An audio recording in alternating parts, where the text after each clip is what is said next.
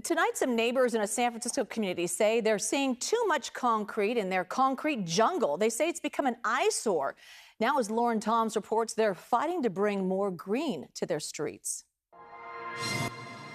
In San Francisco's SOMA neighborhood, patches of concrete cover spots where trees once stood. Empty wells sit like scars on the block. This street used to have 20 trees, and we're down to 10. For neighbor Sean Auckland, an empty well outside his house is a symbol of neglect. He says a 2018 city policy requiring 90 inches of sidewalk width to plant a tree is stalling progress. In SOMA, most measure 87 inches. There is sufficient ADA access, so we've measured and we know that wheelchairs can pass. We would never compromise on that.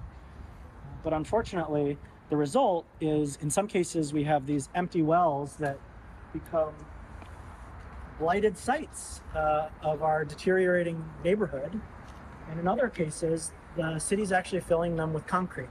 Neighbors say the consequences go beyond appearance. UCSF Dr. Ariane Tarani highlights a link between low tree canopy to higher pollution and higher asthma rate. When there's neighborhoods that have greater street tree density, children in those neighborhoods have lower asthma.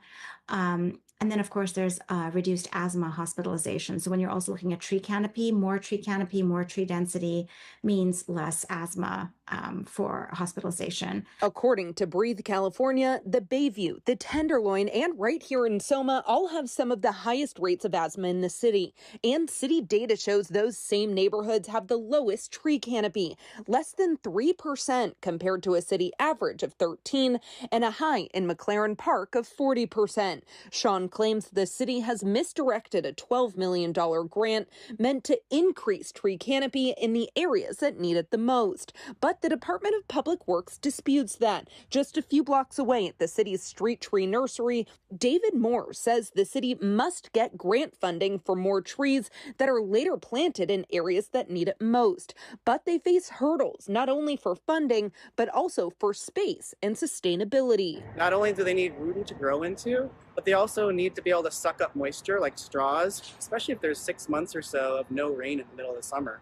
So you might end up kind of wasting resources if you're not very carefully considering the tree planting location and its size. Moore says city standards, a 4-foot clearance path for wheelchairs plus enough room for roots, are based on decades of research. And when communities like Sean's push for trees, the city is more likely to bend the rules when neighbors may care for their own canopy cover. A November pilot program will do just that, lining 2 blocks of SOMA neighborhoods with new trees. But Sean's looking even further, pushing for a tree equity ordinance that promises every neighborhood gets its fair share of green.